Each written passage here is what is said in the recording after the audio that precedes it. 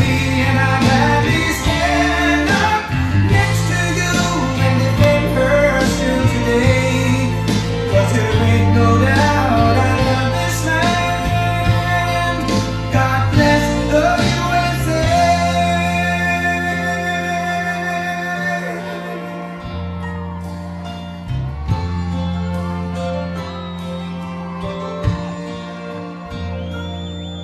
From the lakes of Minnesota to the hills of Tennessee, across the plains of Texas, from sea to shining sea, from Detroit down to Houston and New York to LA, where there's pride in every American heart, and it's time we stand and say that I'm proud to be an American, where at least I know I'm free, and I won't forget the men who died, who gave that right to me, and I gladly stand up next to you and defend her still today. 'Cause there ain't no doubt I love this land. God bless the USA.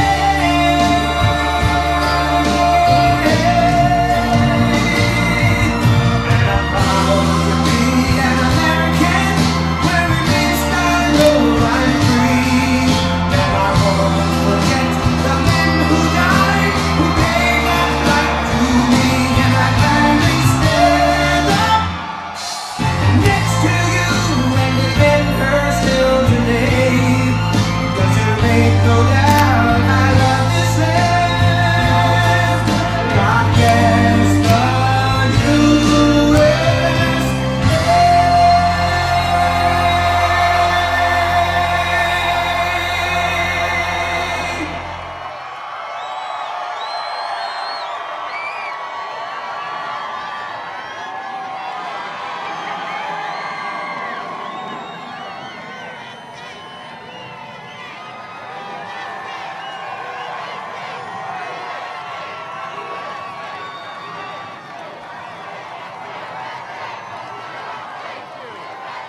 Thank you. Thank you very much. Thank you, everybody.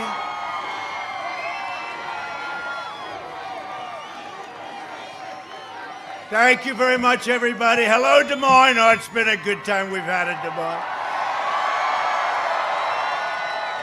Yeah, I even brought a hat. They said, "Sir, it is so windy out there."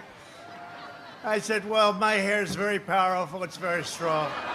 It can handle it." But I brought it just in case. It may get pretty bad, but it's pretty windy. So thank you all very much. And I'm thrilled to be back in the American heartland with thousands of loyal, hardworking Iowa patriots. And 20 days from now, we're going to win this state. We're going to win 4 more years in the White House. We're going to keep it going. And I must tell you, I've just looked, a poll just came out. We're up 6. Okay, big deal. Didn't we win by 11 or something? We're up 6. And if I'm up 6, nobody has ever done for Iowa and the Farm Belt and the farmers and all. No more estate taxes, no more anything. I saved ethanol. Ethanol is saved. For me to only be up 6, I'm a little bit concerned, I'll tell you that. Because nobody's going to do for Iowa what I did for Iowa. We've just learned through explosive documents published by a very fine newspaper, the New York Post, that Joe Biden has been blatantly lying about his involvement in his son's corrupt business dealing. And this is a big smoking gun. The newly uncovered emails reveal that a top executive from the highly questionable Ukrainian company, it's an energy company, which paid Hunter at least $50,000 a month, but it's now looking like it could be $183,000 a month. That's a lot of money. Would anybody in this audience take it? I'll take it. We'll take it. Despite the fact that he had absolutely no experience, knew nothing about energy, wrote to Hunter arranging for a meeting to meet with Vice President Joe Biden. I've been saying this for a long time with that family. The same Ukrainian energy executive even sent Hunter an email saying, quote, "We urgently need your advice on how you could use your influence." In other words, Hunter was being paid for access to his vice president father, who was specifically put in charge of Ukraine and Russia. How about the Russia hoax? It turned out that they were the ones that did the Russia hoax. It was them. No collusion, no collusion. These emails show that Biden's repeated claim that he has never spoken to Hunter about his business dealings were a complete lie. It was a total lie. He lied to you over and over because he's trying to cover up a massive pay-for-play scandal at the heart of his vice presidency, and everybody knows it. Everybody in Washington knows it. We've known it for a long time. The fact is, there was never an administration more corrupt than the Obama-Biden administration. There was never. Just weeks ago, Joe stood before the American people in a presidential debate and told you that these claims had been totally discredited and that his son did nothing wrong. But now that turns out to be a total lie. Now we can see clearly that Biden is a corrupt politician who shouldn't even be allowed to run for the presidency. I was pressing Joe Biden to tell the truth because the corrupt mainstream media, right back there, all those cameras right back there, they're corrupt, and they refuse to write the story. There wasn't one time in almost 4 years during my presidency, during the greatest political scandal in U.S. history, a witch hunt, a horrible, horrible, disgusting witch hunt that should never, ever happen to another presidency again, and people should pay for the crimes they committed.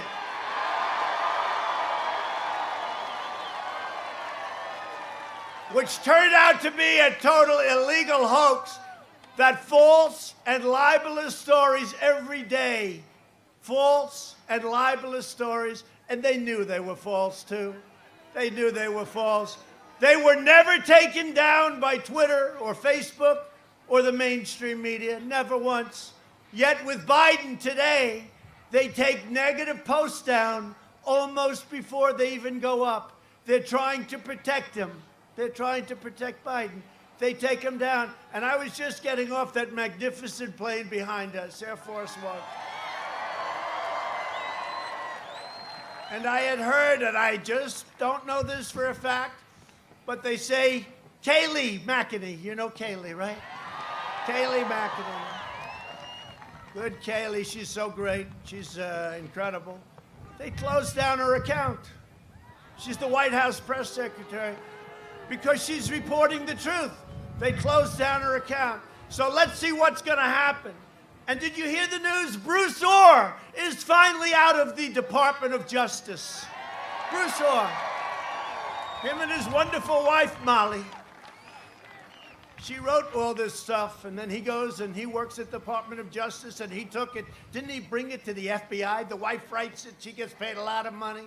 Bruce Orr is finally out of the Department of Justice. That's good. A couple of years too late, that's all. He should be not only in the Department of Justice outbox, he should be someplace else, okay? 8 months after his alleged meeting with the Burmese executives. So this Burmese, they say, pronounce it Burmese, a real beautiful company. Vice President Joe Biden went to Ukraine and threatened to withhold $1 billion in aid if they did not fire the prosecutor that was investigating his son and the company that his son worked for. That's very miserable. The documents also show that before one of Joe's trips to Ukraine, Hunter emailed his business partner saying his lucrative contract should begin now. Think of that. Should begin now. Right now, it's got to begin. The whole thing is so incredible. Here's a guy, look, let's just put it in simple language. He got thrown out of the military. That's unfortunate. He didn't have a job for a long time. His father becomes vice president, and he's making millions and millions and millions of dollars a year.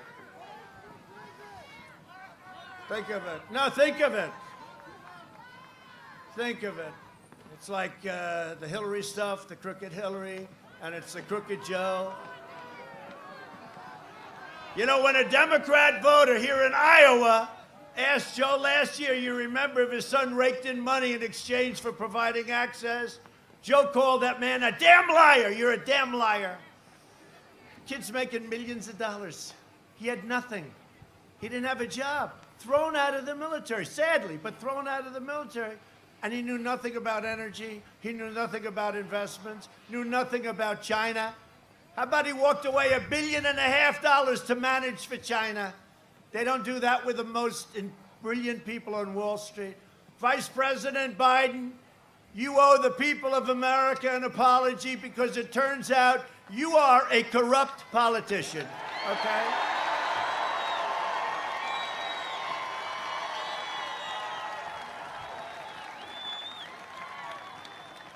Joe Biden must immediately release all emails, meetings, phone calls, transcripts, and records related to his involvement in his family's business dealings, influence peddlings around the world, including China and including Russia. Hunter raked in a fortune from China while Joe Biden was giving China all of our jobs. They came, you know where they came from, Iowa, and plenty of other places, but they came from Iowa. He was giving them, they were taking our jobs, they were taking our factories, they were taking everything, they were taking our wealth. And I gave you $28 billion, say thank you very much, President Xi. It came right out of China. And because of that, everybody's happy in Iowa. I just hope you remember that on November 3rd. Hope you remember. Nobody else would have done it. Nobody else would have done it. If the Biden family treated the vice presidency as a for-profit corporation flying around the globe, collecting millions of dollars from China and Ukraine and Russia and other countries. In fact, the wife of the mayor of Moscow gave Hunter Biden a check for $3.5 million in cash, while his father gave away the store to Russia, including Crimea. Remember Crimea? The Bidens got rich while America got robbed. By contrast, and this is so true and so easily true, and I'm so proud of it in so many ways, I've given up billions of dollars to serve as your president, and it's my greatest honor of a lifetime. It's so true.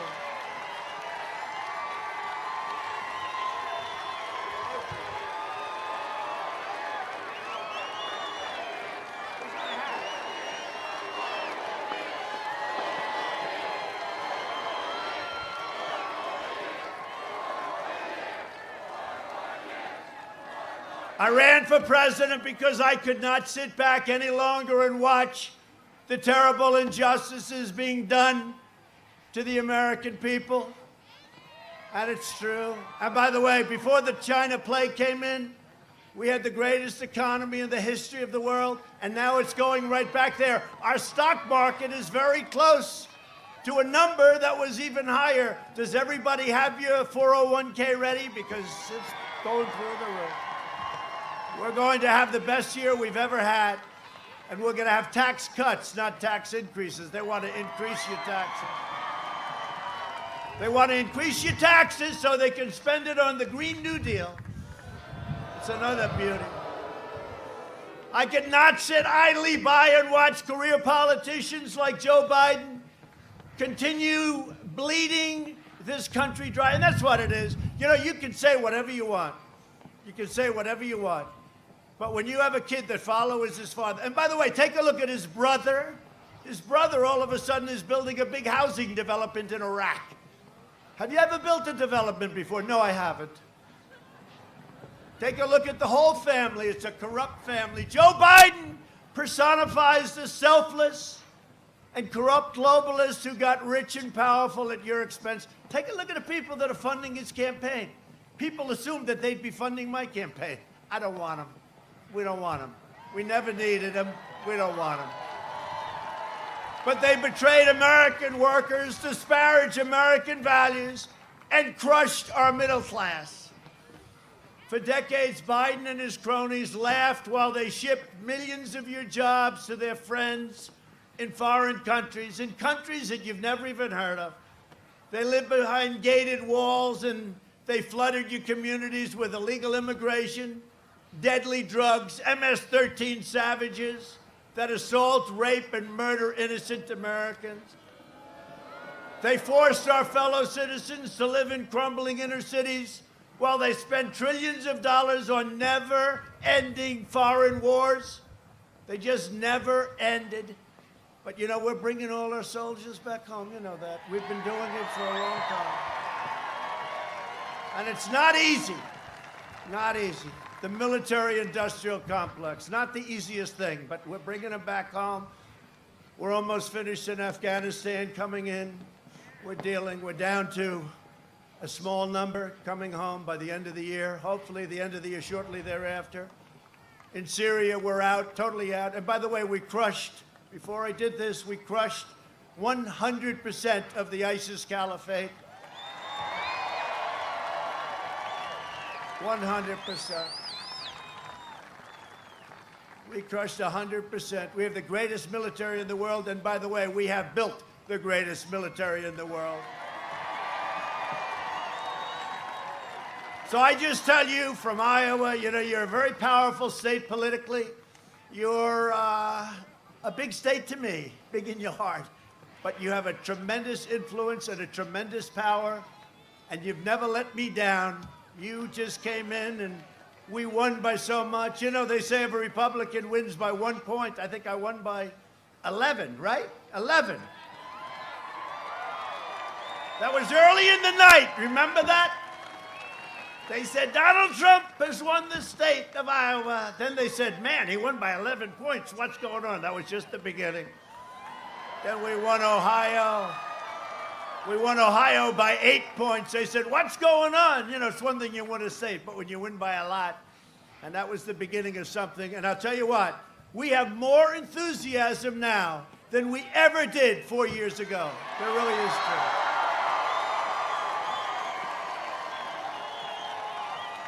And we have great poll numbers, although, you know, you see a lot of the fake poll numbers. They'll do anything they can. They're called suppression polls. Yeah, there they go. Look at the red lights. They start to go off as I start to point.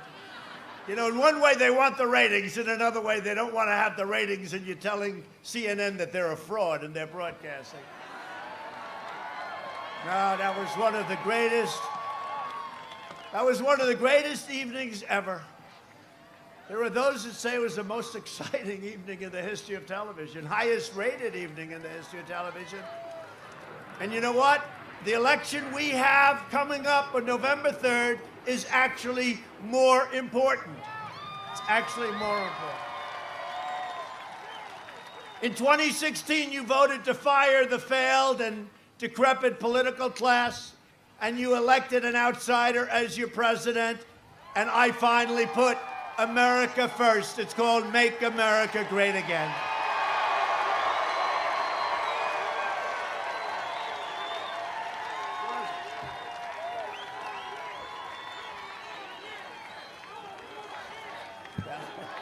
It's windy out here. If you can wear the hat, I can wear the hat.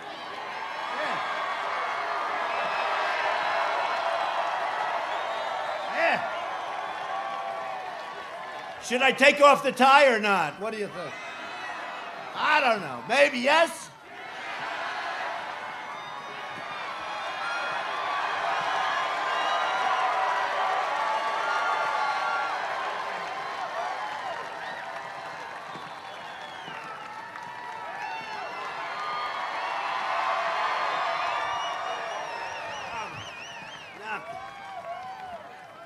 Oh, that feels so much better.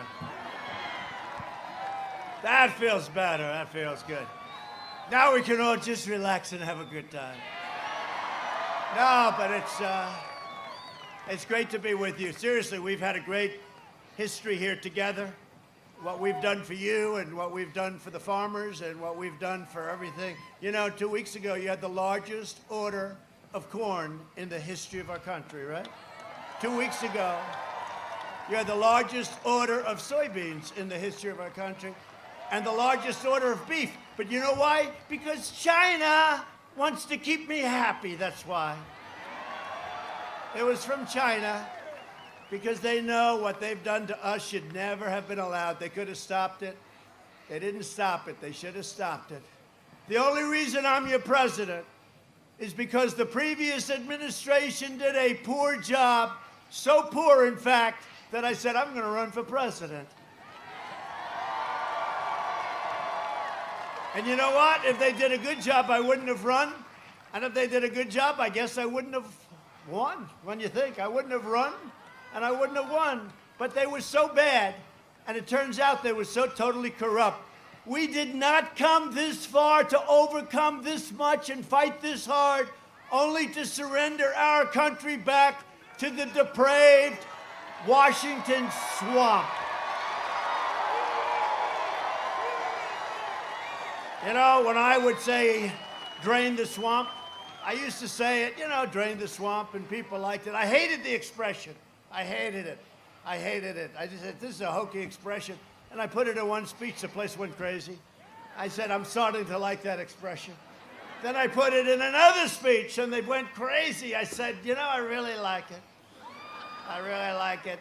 But you know, when I say drain the swamp, I had no idea the swamp was that dirty, that disgusting, and that deep. It's true. If I don't sound like a typical Washington politician, it's because I'm not a politician, thank God. And I don't want to insult our great politicians, because you have some great ones with us tonight. But if I don't always play by the rules of Washington and Washington establishment, it's because I was elected to fight for you harder than ever. And I tell you what, I fight for you harder than any president has ever fought for anyone. It's not easy. But I love it because we're making tremendous progress. We're making tremendous progress. And the fact is that no administration in their first 3.5 years has ever done as much as this administration has done. You take a look at the list. And you know, it's amazing because they always challenge you. They challenge you on everything. They never even challenge me on that statement. I make that statement all the time. They just stand there, they say, they grit their teeth, they say he's right. We might hate him, but they say he's right. Right now, I'm fighting to eradicate the virus, rebuild the economy, and save our country from the radical left. And that's exactly what we're doing. As a candidate, Joe Biden has made yet another corrupt bargain in exchange for his party's nomination. He has handed control to the socialists and Marxists and the lunatic left-wing fringe that are really running that party. He's not running it. Let's face it, Joe is shot, okay? Whether you like it or not. We can all be nice. It's gonna be my turn someday. It's even gonna be your turn someday, my friends. Someday. But you know, when it is your turn, you can't be president. One thing I've learned, President Xi of China, he's 100%. Putin of Russia, 100%. Kim Jong-un, by the way, whatever happened to that war we were supposed to be in? Kim Jong-un of North Korea, 100%. These people are sharp and they're smart. Joe has lost it. In his best day, he wasn't a smart man. Everybody knows that. But Joe is gone. If he wins, the radical left will be running the country. They're addicted to power, and God help us if they get it. We'll never be the same country, and we will never be able to recover, and we are on a basis. And I'll tell you something, the country was coming together.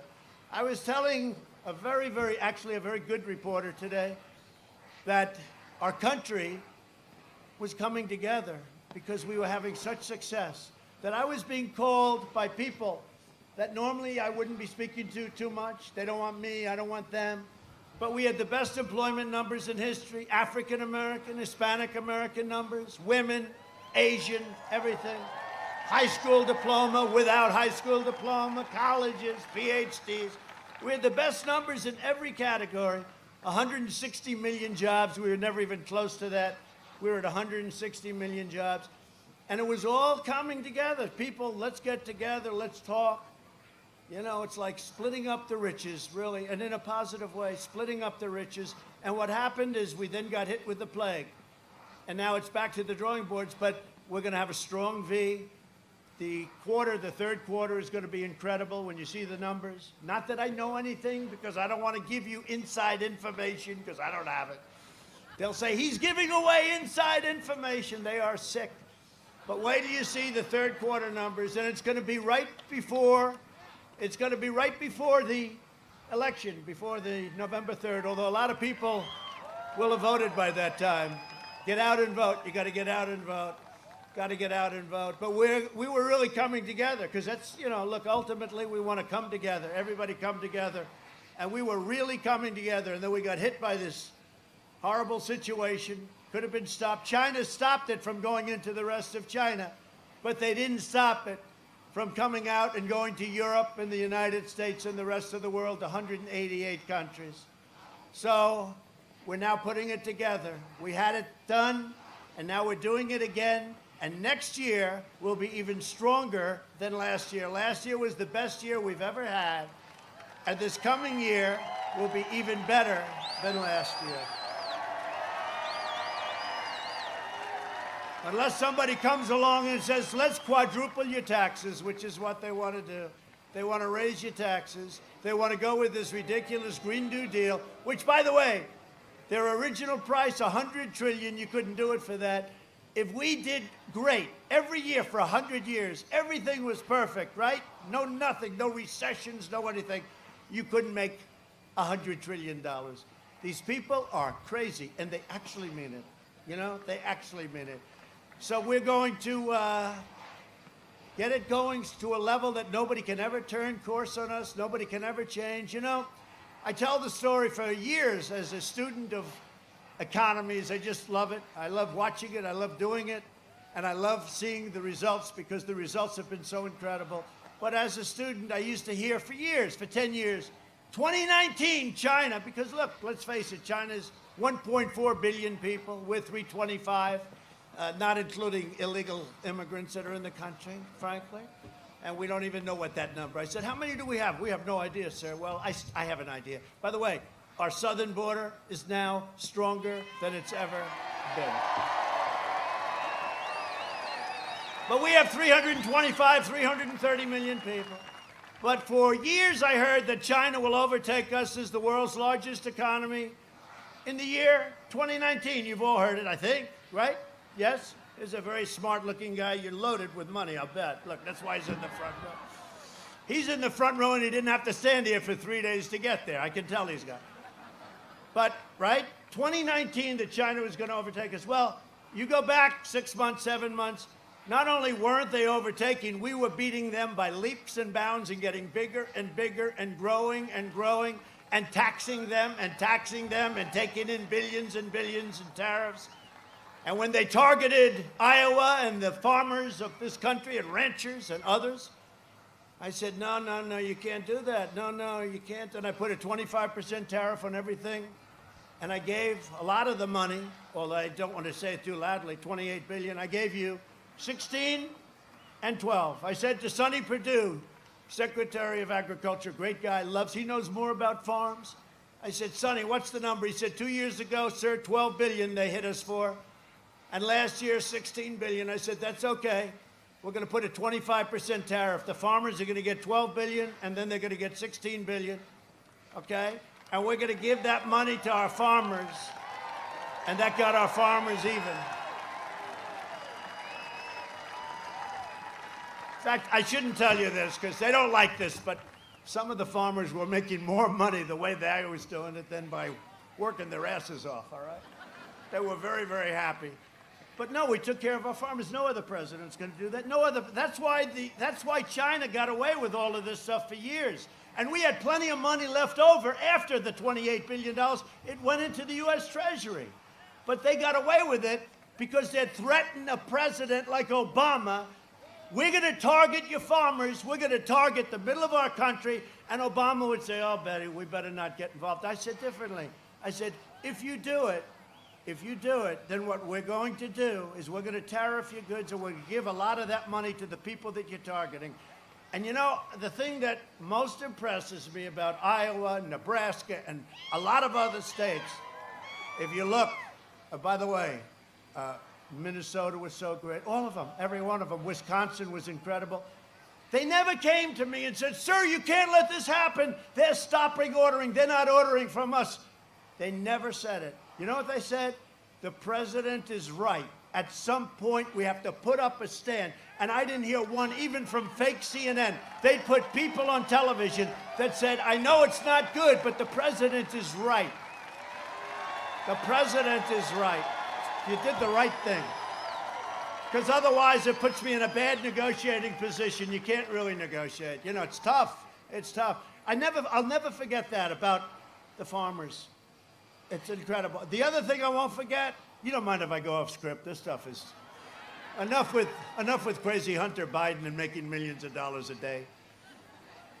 He made it because of his great intellect. No, but you know the other thing? Where's Hunter? Is Hunter here tonight, by the way? Hunter? Hunter, congratulations on making a lot of money last year. You know the other thing I remember? In the White House, we had 36 farmers come to see me. I'll never forget it. And they were getting hit really hard. This was 2.5 years ago, early. And they came in to see me, almost all farmers. And they said, sir, we're hurting, but you're doing the right thing, sir. I'll never forget this meeting. It's early. I have pictures of it. Many from Iowa, but from other states, but many from Iowa. And I never saw it because everyone's always asking me for money. I want money here. Countries want money. Our so-called allies are always asking for money. Please defend us, even though then they rip us off on trade. You know, we defend them and then they rip us off on trade. They're always asking for money. So the farmers are in. And I said to them, you know what I'm going to do? I'm going to do a big thing. I'm going to get you a lot of money, and I'm going to do for tariffs, and I'm going to do this to China. This is very early on in the strategy. And I'm going to subsidize you guys. You're going to be so happy. And I used a terrible word. They said, sir, may I speak? Yes, you can. What do you want to say? We don't want subsidies, sir. All we want is a level playing field. We don't want anything. All we want. True. Right? It's true. I never heard that. Most people, they don't care. Call it subsidy. Call it, give me cash. Just give me money. The farmer said, and by the way, I could see there was like a chill in the room. I mentioned that word. I said, did I say something wrong? The farmers are unbelievable. They're the heart of this nation. They said, we don't want subsidy. I'll never forget it. Sir, we don't want subsidy. We don't want that. We just want a level playing field, sir. We'll beat anybody. We want a level. And it's to this day, I tell that story all the time because I don't hear that. Most people, they don't care. You can call it anything you want. You call subsidy, you call it anything you want. I just think you people are incredible, okay? That's it. Enough. Enough of that. Enough of that. Enough of that, or I'm going to make him cry, and he hasn't cried in 40 years, that guy. One of the most important issues for Iowa is the whole thing that happened with ethanol. They were killing ethanol. And Joe Biden's vowed to abolish fossil fuels. He supports all of the outside, this crusade to eliminate gas-powered cars. And his running mate sponsors the insane. She's the most liberal. By the way, did Mike Pence beat her?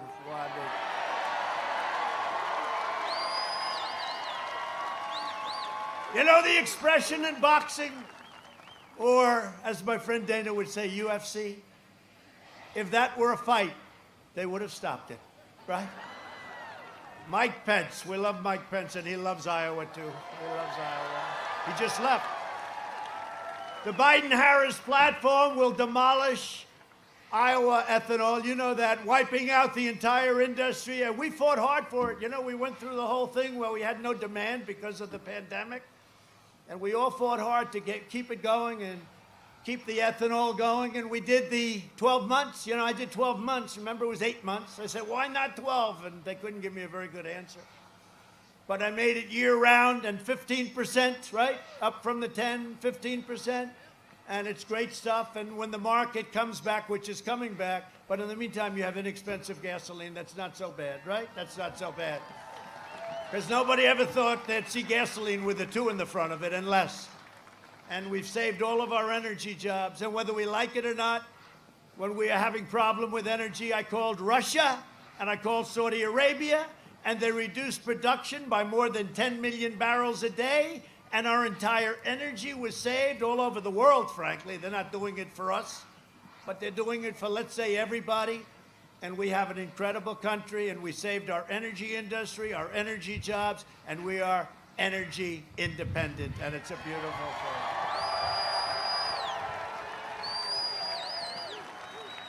And by the way, I also made a little promise most of you won't understand. For those people in the ethanol world, you can use the pumps, okay? Do you understand that? You can use the pumps. In other words, you don't have to go out and spend hundreds of millions of dollars on new pumps. Because, you know, with the additional ethanol, the additional power, some people say, oh, make them buy new pumps. No, I don't want you to buy new pumps. You don't have to. So for those people that understood what I just said, you know what I'm talking about, right? Using the pumps, that'll be okay. To defend our rights and our Constitution, I nominated Judge Amy Coney Barrett to the United States Supreme Court.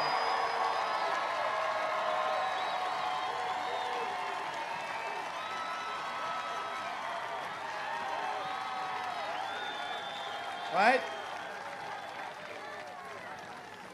And I'll tell you, you know, I don't mind running against Sleepy Joe, but I wouldn't want to run against her right now. She has to promise. Please promise me, Amy, you'll never run. No, she's been great. She's so outsmarting these people with bad intention. You look at some of the questions that are being asked, and it's so obvious. These are not great chess players, let's face it. Let's face it, they're not great, but they're horrible, just horrible, nasty, and she handles it like nothing. She's a great intellect. And one of the reasons, she has a highly respected professor who's been teaching for many years, said she was the single greatest student that he's ever had. And that sold me. You know, I believe in that kind of thing. It's called intelligence. I believe in intelligence. But I just want to, haven't spoken to her in a few days, I want to just say that we made the right choice, right, with Amy.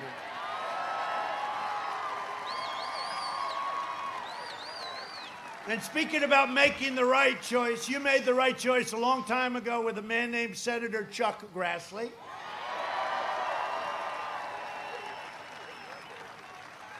And you made the right choice, and you're going to do it again, I hope, because she's great, Joni Ernst.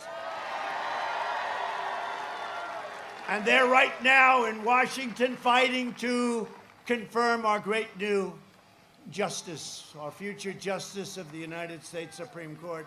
Joni has been fantastic, and she's been fighting for Iowa values for a long time. She'll call me, sir, can we do this? Nobody called me more on ethanol than Joni and Chuck. In fact, I used to duck their calls. Tell them I'm not in. Just tell them I'm not here. I can't take it anymore, Joni. But that's what a good senator is. They want to keep your state going. They want to keep our country going. They love our country. They love our state that they represent. So Joni Ernst, you got to get her in. And Chuck Grassley, we don't have to worry about him. He'll be around forever. He's great. You know what I love about Chuck Grassley? He's got that voice, that great voice. Even when he's being nice, he sounds like the toughest guy, right? And he's being nice. And he looked at Comey, remember, you know, the corrupt FBI director. And he looks at Comey. He looks at Comey, corrupt guy. And he just said, did you leak? And Comey choked. Yes, I did. He said, in the House. Now let's see what happens to him. But I'll never forget Chuck Grassley, and he didn't mean it to be mean. He just sort of like got that rough voice. Did you leak? What? Yes, I gave it to my college professor friend from Columbia, yes. Remember that? Ah, we love Chuck. What a piece of work he is. If Democrats win, they will pack the Supreme Court with radical left judges who would shred our Second Amendment. And believe me, if they win, your Second Amendment is gone, okay? They'll empower violent mobs and shield deadly criminals and terrorists. Very simple. Joe Biden refuses to even answer questions on packing the Supreme Court. How about this? They go up to him, do you want to pack the court? I'm not going to answer that question. You know why? Because they don't ask it if he doesn't, me, it would be like, forget it. But they say, you were going to pack the court, sir? I'm not going to answer that because I don't want to say. Oh, okay, good. Next question. Can you believe it? This is the essence of our country. We can't allow this to happen. And the other thing is, they don't ask the second. I put up a list of 45 great, brilliant, conservative, in our case, justices that go by the Constitution as written, etc., okay? So, he's got to put up the name of justices or judges, whoever he'd pick, to become a justice of the Supreme Court. He's not doing that. They're not asking that question. They don't ask. Did you see the NBC thing last week where they had an NBC town hall? It was designed for a child, okay? When I get in, they ask me things that nobody ever even contemplated could be thought of. This guy, they're asking him these questions. Nobody can believe it. In fact, NBC took a lot of heat. They took a lot of heat. Biden's agenda would be a catastrophe for Iowa seniors. Everybody knows that. For years, Biden tried to cut Social Security and Medicare. Do you remember that? You do know he wanted to cut your Social Security and your Medicare. Now Biden is pledging mass amnesty and federal health care for illegal aliens, decimating Medicare and destroying your Social Security. And the problem is we all have a heart. I say it all the time. I'd love to take care of everybody all over the world. The problem is our country can't afford it. And if you start saying we're going to give free education, we're going to give you Medicare, we're going to give you health care, we're going to give you everything, our country will be flooded with millions and millions of people that are going to come from all over the world. They will decimate our country. You can't do it. Biden cares more about illegal aliens than he does for your senior citizens. It's true. And remember when they asked a question at the debate where the Democrats were up there? You had all these Democrats. They started off with 26. And in fact, I said, there's no way they picked Kamala because she treated him worse than anybody else. And her poll numbers were dropping like a rock, right?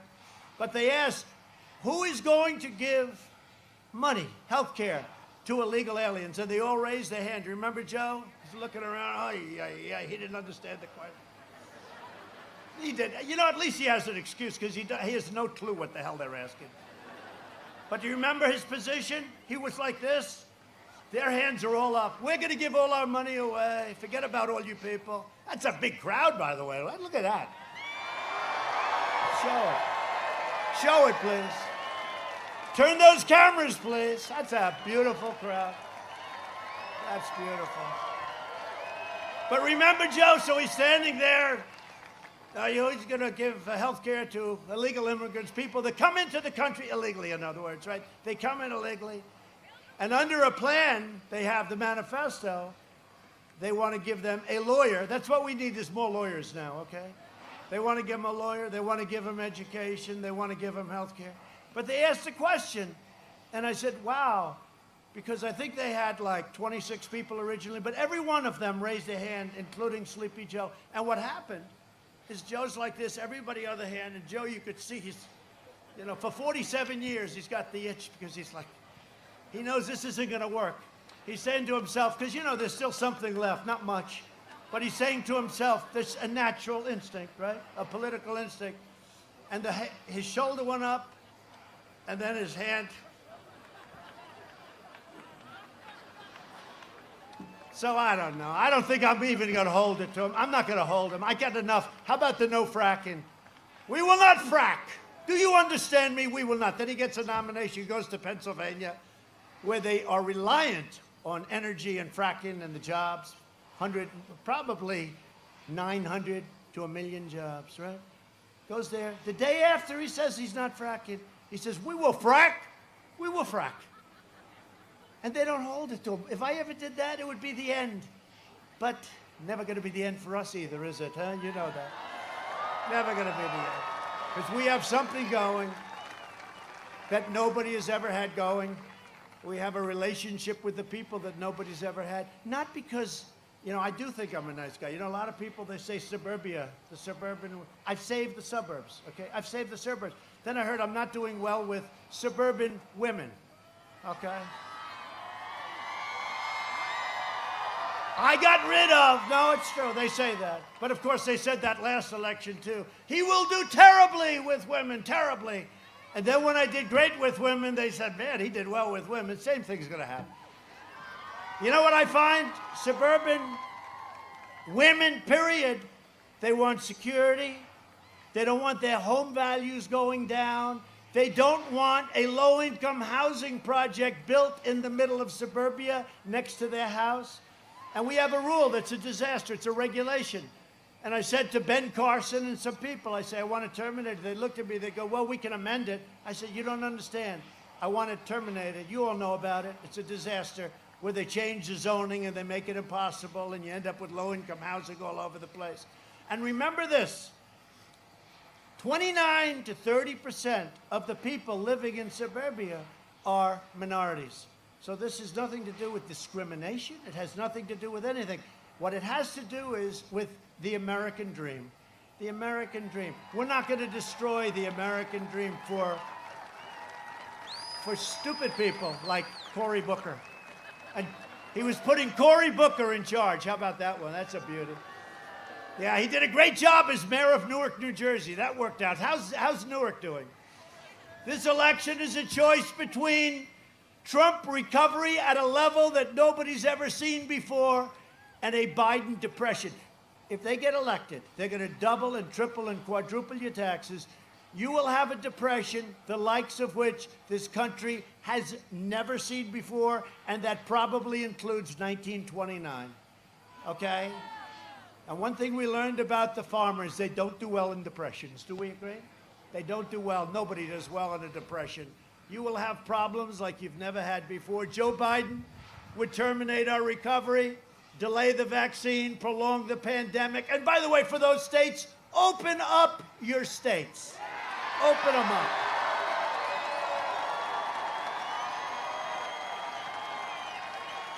Watch.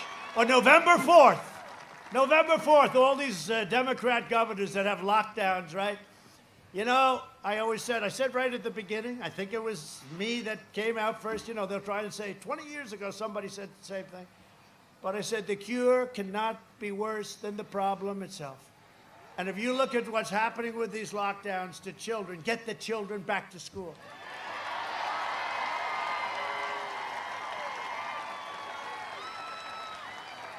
Like, I'll give you an example. The children, 99.9%. Barron Trump, you know, he had the Corona-19, the China virus. It's got 21 different names. I could go over it. But to me, Corona means Italy. China is China. And it came from China. So he had the China virus, right? And he had it for such a short period of time. I don't even think he knew he had it. Because they're young and their immune systems are strong and they fight it off. 99.9%. And Barron is beautiful and he's free. Free.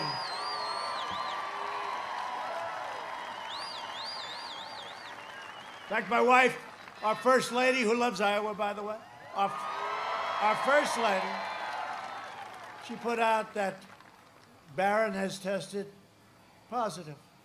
And I said, wow. And we talked about it. I said, you put it out, you're not, you know, it's like personal stuff, but we really haven't. I said, yeah, let's put it out. Barron's tested positive. Within like 2 seconds, it was, Barron is just fine now. He's tested negative, right? Because it happens. People have it and it goes, get the kids back to school. We got to get the kids back to school. Get them back to school. All right? Get them back. Get them back. And when I had it, you might have read, maybe most of you don't know this, but I had it too. I didn't love it. But you know, you know, it's a little tough, and you have a temperature, and you don't feel good. And then the scarier part is, you know, where's it going? It's fine. You're at a 101 or 102, and then you say, I don't love this. You haven't had a temperature in years. And then all of a sudden you have it. But you see what happens to people. And I went to the hospital, and it's an incredible hospital, Walter Reed. I've seen what they've done because I've been there many times for our great warriors that come back so badly wounded, and these doctors are incredible. And one thing, when you're president, I'm laying in this bed, not feeling my best. And I'm surrounded by 12 doctors. One's the head of Johns Hopkins, one's the head of Walter Reed, one's the head, these incredible doctors. And I looked at the alternatives, all things we developed in the last 7 months. And one of them is Regeneron. And I said, I'll take that one. Because it very early in the testing, but it had great numbers. And I'm telling you, they gave me this, and they call it a therapeutic. To me, it's a cure. Because I felt like Superman the following morning. I felt like... In fact, I made a speech about a day later, 2 days later, somebody said, he looks better now than he did 2 weeks ago. What the hell's going on? So this is what's happening. We're making tremendous progress. The vaccines are coming out very soon. A lot of great things are happening on that front, but a lot of great things are happening for our country. I'm working to make the antibody treatment that I received I want to give it to all of the people that qualify for it. People in hospitals, people just before they go to hospitals. We'll clean out our hospitals. Eli Lilly makes a very similar drug, and we're going to do it free. We're going to do it free. It's not their fault. We're going to do it free. So we're in that process of getting an emergency, it's called emergency use authorization, and we're going to Regeneron and the Eli Lilly comparable drug. We're going to give it to everybody, and I hope they have the kind of luck that I have. But maybe I would have been perfect anyway. I like to say I didn't need it. I would have been perfect anyway because I'm so strong. You know, I said that. I said sarcastically, I said, well, I'm in no danger because I'm in perfect physical shape and I'm very young. And CNN goes and reports, President Trump lied to the American public. They said, can you believe this? This is, I was telling last night, we had an incredible rally in Pennsylvania. Oh, they're doing it to CNN. I thought they were doing it to me. I said, we don't have too many of them anymore. Do you ever notice, you know, at the beginning when we started, we'd always have the phony people that stand up and, you know, raise their voice, then go home to mom, get bawled out. I don't know. I shouldn't be talking about this because all of a sudden we have, but we don't have that anymore. I learned about the cameras because the cameras never like showing. Look at that. Look where that crowd goes to. Look where that crowd goes to, all the way back to the buildings. And I'm always telling, I never thought the cameras could move. And then I just noticed whenever we had a troublemaker in the audience, they'd spin around, they'd be in like a pretzel, right? They can do anything, these guys. I thought they were like rigid, you know, like a rigid piece of steel. They don't turn. But if we had in the back room behind the pillar, somebody, that camera would be turning around like a snake, 15 different angles. But that sounds good. That's a brand new F-35 fighter jet. You can't see it. They say it's the greatest plane in the world. And by the way, speaking of that, our military, when I came in, the world's most overrated general told me, sir, we have no ammunition, because we may have had a conflict very early in. And I said, no president should ever hear that. And we have rebuilt our military, $2.5 trillion, all made in the USA, with equipment like that, the likes of which no country has ever seen before. We are the envy of Russia and China and any other country. We have equipment that nobody has. Our missiles, our rockets, our nuclear has been totally upgraded, and pray to God we never have to use it, because I see what happens. Pray to God. But if we didn't have that, we could be in very big trouble. It's a very tough situation. But you look at the new tanks that we've ordered from Ohio, by the way. We kept the Lima plant. I said, keep it open. They were going to close it. I said, keep it open. Before I became president, I said, keep it open. Because I visited it. I said, you could never build a plant like this. You could never get the people to make the tanks, and we're going to be ordering tanks. We've totally rebuilt our military. We have the greatest missiles, rockets, tanks, fighters, bombers, tankers, ships in the world, all made in the USA.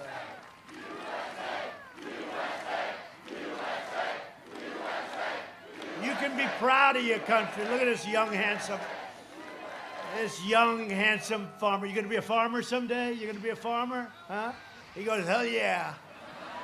I'd like to be a farmer too sometimes, I'll tell you. We're joined tonight by some incredible friends and great people. Your governor, who's done an incredible job, Kim Reynolds, and Kevin, her husband. Where's Kevin? Thank you, thank you. Thank you, honey. Really great job, Kim. How we doing, by the way? Okay? We're looking good? That's good. Thank you for everything, Kim. As well as Lieutenant Governor Adam Gregg. Adam, thank you. Thank you very much, Adam. Great job. Iowa Secretary of Agriculture, Mike Nagy. Mike. Where's Mike? Thank you, Mike. Iowa Senate Majority Leader, Jack Whitver. Thank you. See the way they all stay together? They like each other. Speaker of the Iowa House. Oh, you got to tell me this. This is good genes, I think, right? There are genes involved here, right? Pat Grassley, right? Good genes. What's the relationship, Pat? Huh? That's good stuff. You got good stock. I want to bet on that guy in the future. Thank you very much. Great job. I hear you're doing a great job. We're doing all right? Good. Thank you, Pat. Ambassador Terry Branstad. Okay, do we have time for one quick story about Branstad? Okay. Because his son Eric is even better than him, but I'm not going to talk about it. And here's a guy that doesn't mind me saying, you know, a lot of fathers, they get angry if you say that. Oh, I'm better than my son. Those are not great fathers. This guy's proud. His son is great. But when I met Terry, it was long before I thought about this, and I heard the governor of Iowa was in New York, and he wanted to see me. I said, oh, what the hell do I want to see the governor of Iowa for? You know, I'm putting up buildings, and I'm saying, all right. And I invited him before I ever thought about really doing this, you know, early on at least. And he came up, and a humble guy, great guy, handsome guy, that face, right? And he sat down. I figured I'd give him like 5 minutes. Kim, no longer than that, 5. And I ended up spending an hour and a half. I said, that is the smartest governor. And then I learned, and as you know, he was the governor for 24 years. That's an all-time record in the United States, right? 24 years. And he told me a story in the first meeting. That was before I think that I was even thinking about doing this. And again, it's only because Obama and Biden were so bad. I said, let me do it. I wish I didn't have to, but I'm having a lot of fun because we're making such progress. But he told me a story. He said, you know, many years ago, I met a man in China because he was selling corn. Can you believe it, right? Corn, crops. And he was selling corn. And he said to his wife, this is 35, 40 years ago, he said, I met a man in China and I went home to my wife. And I said, you know, I just met the next president of China many years forward, but I just met a future president of China. And I said, who was that? It was President Xi, who's now the president of China. And I said, you gotta be kidding. He said, nope, I could tell right from the beginning he was different. And he was, I'm not happy with what's going on, but he said, I just met the next president. And then I remembered that story, and then I ran, and he was so incredible to me in Iowa, and he wanted us to win, and his son was very much in charge of what we were doing, and it worked out great, and we won by a lot, and then we won the whole thing. And I said, you know, we have to pick somebody really smart for China. And I said, you know, the governor of Iowa came to me and told me that story, and I called him. I said, how would you like to be ambassador to China? And he said, sir, I've been doing this for 24 years. It would be an honor. And I have to tell you this, he represented us great with China. He represented us great. I never told that story. I never told that story. But about a month ago, he called. He said, "Sir, I want to come home now. I want to make sure you get reelected. I want to come home." And he's out there. I know he's out there working, but we love him. He's a special guy. You got a couple of real beauties with Grassley and with this guy. I'll tell you what, a couple of great people. Thank you very much for everything. Great job you did as ambassador. The only question I have is, do we call you Mr. Ambassador or Mr. Governor? What do you like? He said either one's okay. That's him. Anyway, thank you very much. Great job. I want to introduce another one who's one of the best, maybe the best in the whole country. He's the chairman of the Iowa GOP, Jeff Kaufman.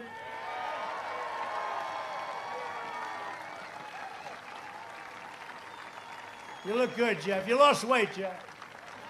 You lost weight. I'm proud of you, Jeff. You do a great job. How are we doing? He said, Iowa's ours. Always be careful. He said, Iowa's yours. I said, never say that. The last one, you know, Beto, remember when he said he was running for president, he was doing okay, and he was on the cover of a third-rate magazine called Vanity Fair, and he made the statement, I was born to do this. I said, that's the end of his political career, and he was born to do it. That didn't work out. I hear we're doing great. Thank you very much, Jeff. Thank you very much. I appreciate it. Congressional candidate, a star, a guy who's going to be fantastic, David Young. David, thank you. You got a lot of good candidates. We're also joined by a very special guest, one of the greatest wrestlers in American history. You know that, right? He's an unbelievable guy. I've known about him for a long time. Do we all love Jim Jordan, our congressman, right? Right? Jim Jordan is a great wrestler, a great NCAA champion and all. A lot of people don't know that, but Jim's from Ohio. But he says the greatest of them all is a guy named Dan Gable. You ever hear of Dan Gable?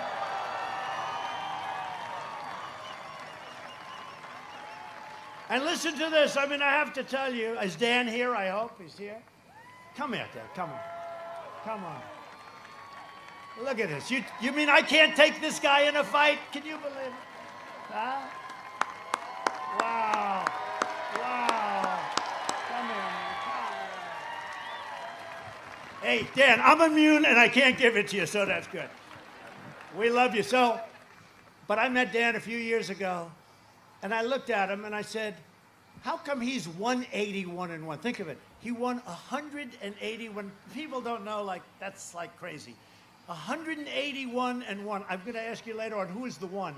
I want to find out who. But he did something else. He won the Olympics, 1972. And to do that, he had to wrestle against the 6 greatest wrestlers in that weight class in the world. And he did something never done before. He didn't yield 1 point throughout the whole thing.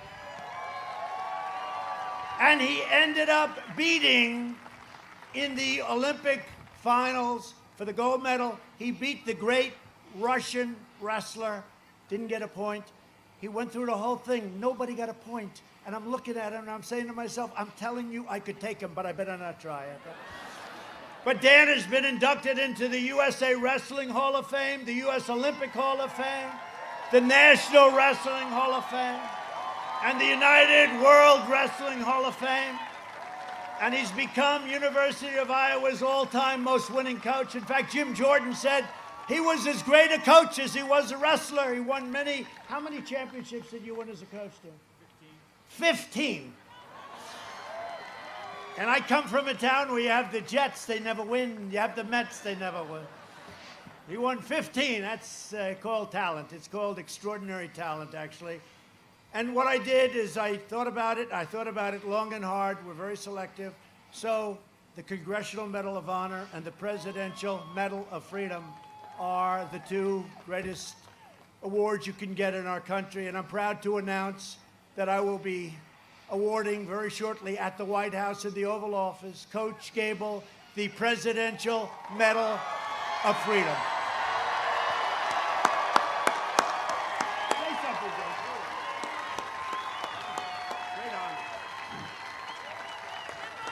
Wow. That's humbling. That's humbling because that's the highest honor. I'm used to winning and doing it on the mat. But because I did it so many times on the mat and in other places that I'm actually getting some other awards where I can just do it and they give it to me. See, the thing about this guy is I've coached a lot of athletes over all the years, and I'll tell you what, when I look at them and I hear them, they kind of remind me a little bit of this guy right here. And every one of them, you had to mold. Every one of them, you had to learn a little bit more. They had to get better. And every one of them did. And that's why they were not just one-time champions. This guy's already a one-time champion.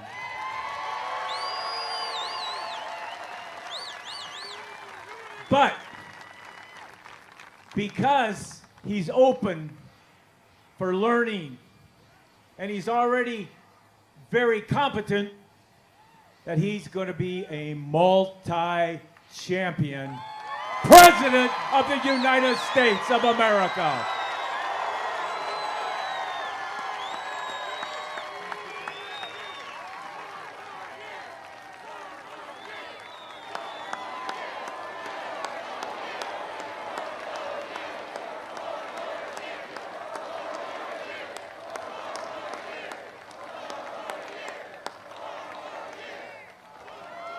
Well, he's the pride of Iowa, and he's great. You know, you always try and figure out what makes a champion because you look at him, nice guy, good-looking guy, all that stuff. But why is he 181-1?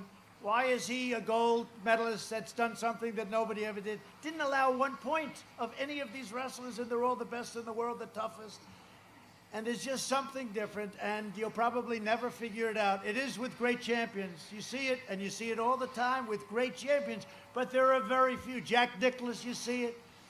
Tiger got the same award. When Tiger won the Masters a few months ago, I said, you know what? That's an incredible thing he did. And we gave him the Presidential Medal of Freedom, and he said it's one of the greatest honors. He actually said it's his greatest honor. I said, Tiger, you deserve it. You know, he went through a lot, and he came back. But you have great champions, and they're different, and nobody knows why. That man is different, and he's a champion, and it's an honor to present you to the people that love you most, Iowa. Thank you. Thank you. Under my administration, we built the greatest economy in the history of the world, and now we're doing it again. We've got a V shape. We're going to see some very big numbers, and you're seeing it. In my first 3 years, family income increased by $6,000. That's more than 5 times the gains in all 8 years under the last administration. African American income grew 9 times more than it did under Biden and Obama. We lifted 6.6 million Americans out of poverty, so proud of that. African American unemployment, Hispanic American unemployment, and Asian American unemployment all reached the lowest levels in history. At the end of the last administration, the Congressional Budget Office projected fewer than 2 million jobs would be created over the next 3 years. And we crushed that prediction and created almost 8 million jobs. Nobody can believe it. And we're doing it again. My policies have benefited those who needed it the most. The bottom 50% of households saw an astonishing 40% increase in net worth. After our tax cuts, wages grew fastest for the nicest, I mean, it makes me feel so good, blue-collar workers. They were the ones that had the biggest benefit from what we did. Since the China virus, we have created a record 11.4 million jobs. That's a record. We've never created jobs at a level at which we're creating them now. We've already cut the unemployment rate in half. We're down to 7.8%. Sounds high, but a lot of people said we're going to be at 42%. We're down to 7.8, and going down rapidly. Under Biden, it took 30 months to recover more than half of the jobs lost. 30 months. We did it in 5 months. Jobs have been recovering. Think of this. Jobs have been recovering 23 times faster than the Obama-Biden recovery. 23 times faster. Not 23%, 23 times faster. I've spent the last 4 years reversing the damage Joe Biden inflicted over the last 47 years. He supported NAFTA, a disaster. Now you have USMCA, it's the best, it's now kicked in. He supported TPP, would have destroyed your farms, would have destroyed everything, and our auto industry would have been gone. And he supported China's entry into the World Trade Organization, a catastrophe for our nation. You know, China tries to get away with the fact that they are a developing nation. Not anymore. If Biden wins, China wins. That's what's going to happen. If Biden wins, China will own our country. They'll own it. And if we win, Iowa wins, and America wins, and we're going to win for a long time. For decades, our politicians spent trillions of dollars rebuilding foreign nations, fighting foreign wars, and defending foreign borders.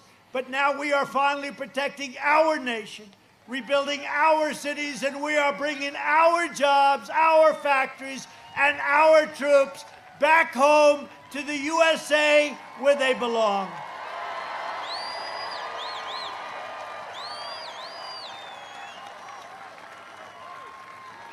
And as I mentioned, one of the things that was very important to me was to eliminate the very unfair estate tax or death tax on small businesses and farms.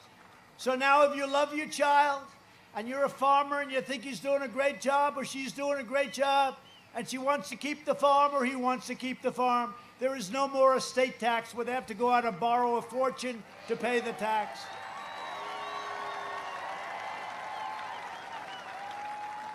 Is there anybody here who has a child to which they do not want to leave the farm because they don't like their child? Because, raise your hand, please. Does anybody have the courage? Yeah, there's one person over there. He says he's only kidding. No, but it's a big thing. I mean, look, it's a big thing. A lot of farms were put out of business. The parents, they pass away. They leave the farm to the son, the daughter, to the family, and the family has to go out and borrow a fortune, and then they have a little bad season, a couple of bad seasons, and they end up losing everything. We don't have that anymore. We cut the estate tax. It's out, gone. These are things a lot of people don't even know. We got that. Along with the tax cuts, we got that. Biden wants to repeal our tax cuts and massively raise taxes on your family farms. And what we did was hit the, you know this, I mean, you know exactly. We hit it so quickly. We hit so hard. We hit so strong on this whole tax situation because the farmers were being treated unfairly, so unfairly with respect to taxes. I quickly issued a major disaster declaration, and I will be with you every step of the way. And I think Kim will say this, your governor, when you had floods all over the place, you were like a large-scale swimming pool. I hate to say it, Iowa. I looked at the pictures that your governor sent. I said, Kim, I never knew that this was oceanfront property. And we took care of you, right? We gave you everything you needed, and we got rid of we rebuilt the dams and the dikes, right? We rebuilt it, and we rebuilt it fast. My opponent has put forward a radical plan to eliminate U.S. borders by implementing catch and release, imposing deadly sanctuary cities, and suspending all removals of illegal aliens. So if you have somebody that's a murderer or a rapist, we can't do it. They agreed with Bernie Sanders, crazy Bernie. There's nobody that knows how to lose like Bernie. 4 years ago, he lost. He went home happy. He lost again because Pocahontas refused to get out of the race. Otherwise, I would have been running against Bernie. I don't know which is better. There would have been a lot more enthusiasm for Bernie, smaller base, more enthusiasm. But he got, I'll tell you, we're going to get a lot of the Bernie voters because they don't like Joe, and they love our policy on dealing with other nations because they love our policy on trade, because they understand.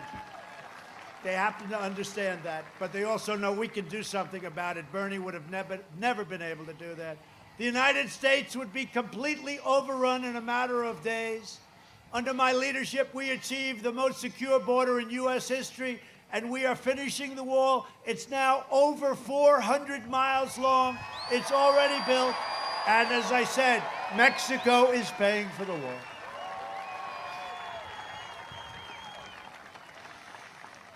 You know, we did more. One of these fake reporters said it.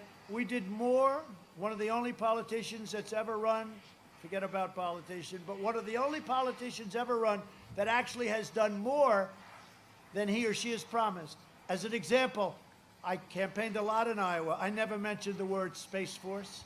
But when I got into office, I realized I looked at Russia, I looked at Kim Jong-un, I looked at China. I said, we need a Space Force. And we got Space Force. I never talked about it in the campaign trail.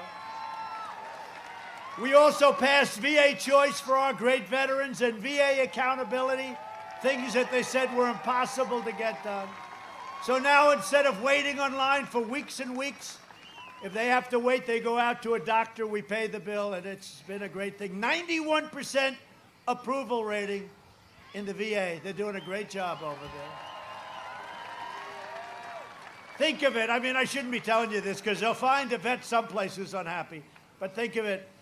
All our lives, we used to see on the evening news horror shows with the vets and the vets and the vets, and it's terrible what they're doing.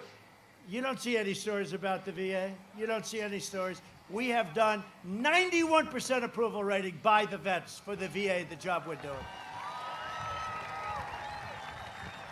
And we defeated 100%. You know, we're bringing our soldiers home, but we defeated 100% of the ISIS caliphate in Syria and Iraq.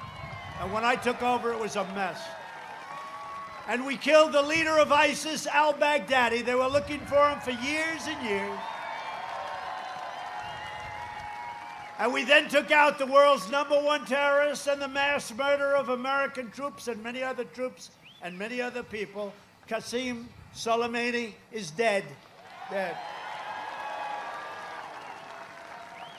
One of the biggest things to happen in the Middle East in 50 years.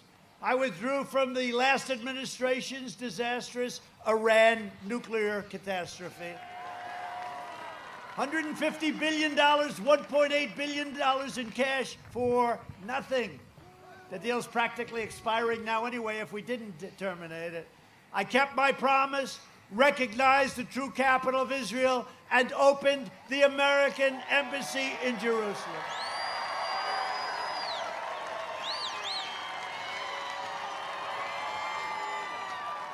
And you know that presidents have been talking about that for decades. Every president said they were going to do that, then they never had the guts to do it. I also recognized Israeli sovereignty over the Golan Heights. And that's been 52 years they've been talking about that. I got it done in about 2 hours. And instead of endless war, we're forging peace in the Middle East. So I get nominated for 3 Nobel Peace Prizes, different subjects. Yeah. And I told the story the other night. I was in Florida, or Pennsylvania. I told our First Lady, darling, we're going to have the greatest publicity I've ever had tonight. I got nominated for the Nobel Prize. Do you know what that is, darling? Let's go home. So I leave for the first time in a long time early. I get home, I turn on the television. They talked about your floods in Iowa. They talked about how's Iowa doing the crops? How's this happening? How are they doing in Florida? 3, 4 stories, one after another. Where's my Nobel Peace Prize? They don't talk about it. I said, you know, darling, this news is a little tough. It's a little tough to crack. When Obama got his Nobel Prize, it was so early. He didn't even do anything. He still doesn't know what he got it for. They said, why did you get it? He said, I have no idea. And it was the biggest story. It was all over the place. With me, I got 3, and they got 3 nominations. Nobody talks about it. So at least I figured I might as well mention it, right? Kim, I should mention it, right, Kim? Kevin, right, Kevin? Kevin, stand up, please, Kevin. There's the guy. They went on a hunting trip. My son, Don, he loves hunting, and he went, Kevin, Don, and about 300 of the governors, your previous, Terry, your previous governor's friends, and they all went hunting, and it was like 25 degrees below zero. The only two guys that stood out there the whole time were Kevin and Don Trump Jr. And they came back. Everyone else was back in about 15 minutes, Terry, right? They were all back, and they wanted to go back into the lodge. The hell with this. And after a weekend, my son comes back, and Kevin comes back, and you two guys didn't even know what they were talking about. You didn't know what the problem was, right? People don't know that about Don, and they don't know that about, but Kevin is fantastic. Thank you, Kevin, for being here. Appreciate it. He's a real guy. So I'm ending the old wars, and Biden will lead us into new wars, and we did more in 47 months than Biden did in 47 years, and that's a fact. And if you look at the Democrats, they're pushing the most far-left agenda ever put forward by a presidential nominee. Their plan would destroy your Social Security, destroy protections for pre-existing conditions. Biden vowed to terminate our travel bans on jihadist regions. You know, I got the travel ban. Everyone said, oh, that's not nice. I said, really? It's not nice to come up and blow up cities either, is it? We won in the United States Supreme Court, and he wants to end it. And surge refugee admissions by 700%, meaning 700%, opening the floodgates to radical Islamic terrorism. No, thank you. No, thank you, Sleepy Joe. He'll ban school choice, and he'll ban charter schools, very important places, and it all starts. You know, civil rights all starts with the education, and we need school choice. In the second term, I will provide school choice to every parent in America. We've already started. We've already started. You know, it's an incredible thing because it's great education for less money. It's sort of a crazy thing. Less money, great education. And just to sort of finish up, a vote for Republicans is a vote for safe communities, great jobs, and a limitless future for all Americans. Over the next 4 years, we will make America into the manufacturing superpower of the world, and we will end our reliance on China once and for all. It's already happened. We will hire more police, increase penalties for assaults on law enforcement, and we will ban deadly sanctuary cities. We will uphold religious liberty, free speech, and the right to keep and bear arms, your Second Amendment. We will strike down terrorists who threaten our citizens, and we will keep America out of ridiculous, horrible, endless foreign wars. We will maintain America's unrivaled military might. We have never, ever been even close to as strong as we are right now. Greatest equipment ever in our history. And we will ensure peace through strength. And if you remember when I ran, they said, oh, he's a very militant kind of a guy. We'll be in a war the first week. Well, where's the war? Where's the war? And I'm making other countries pay because, you know, NATO, they weren't paying their bills. They were delinquent, to use a New York real estate term. They weren't paying their bills. I said, you got to pay. The Secretary General of NATO is my single biggest fan. They're paying $130 billion a year more now because I said, look, you got to pay. You got to pay. They rip us on trade, and then we're supposed to protect them, the European Union. So NATO. So they're paying $130 billion more, going to $410 billion more each year. So that's it. Where are the wars? He's going to get us into a war. Where are the wars? They don't want any part of us. Nobody wants any part of us in the world. And we're tired of being ripped off as a country. We will end surprise medical building. We will, you know, the surprise medical building is a disaster. It's ending as of January 1st. Require price transparency, all signed, all done, January 1st. Can you imagine if I lose and I've done all these things, they kick in on January 1st? You're going to say, boy, that Biden's done a great job on price transparency. And they'll say, what do you think? And he has no idea what the hell it is. and further reduce the cost of prescription drugs. We went to a favored nations clause so that we will pay the lowest drug prices in the world, okay? We will strongly protect Medicare and Social Security, and we will always protect patients with pre-existing conditions. America will land the first woman on the moon, and the United States will be the first nation to land an astronaut on Mars. And you know, when I took over, NASA was basically closed. It was shredded. It was nothing. And now it's the #1 preeminent space center anywhere in the world by far. We will stop the radical indoctrination of our students and restore patriotic education to our schools.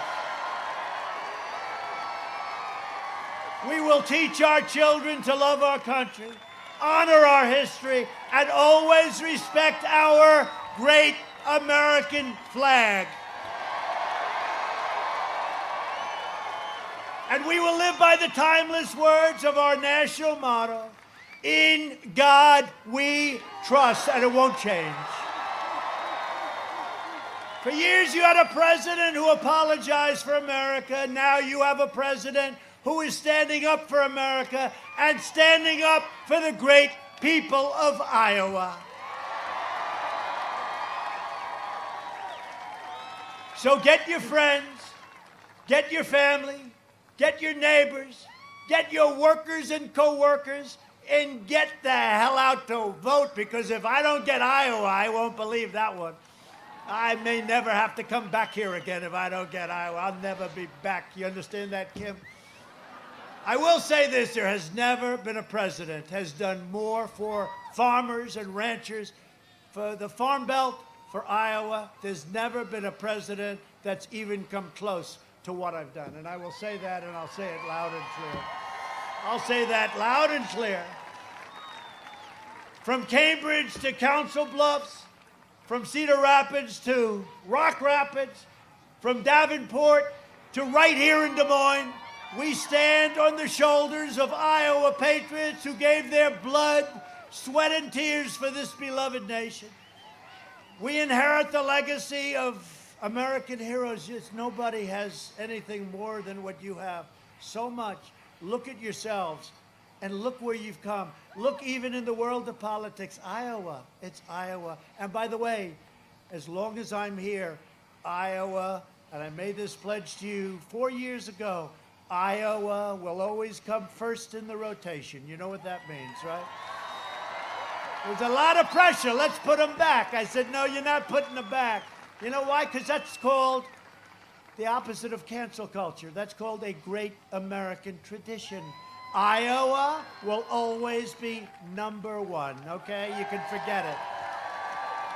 We inherit the legacy of American heroes who crossed the oceans, blazed the trails, settled the continent, tamed the wilderness, laid down the railroads, dug out the Panama Canal, raised up the skyscrapers, won 2 world wars, defeated fascism and communism, and landed our brave American astronauts on the face of the moon. So much you've done. We made America into the single greatest nation in the history of the world, and the best is yet to come. Proud citizens like you helped build this country, and together we are taking back our country. We are returning power to you, the American people. With your help, your devotion, and your drive, we are going to keep on working, we are going to keep on fighting, and we are going to keep on winning, winning, winning.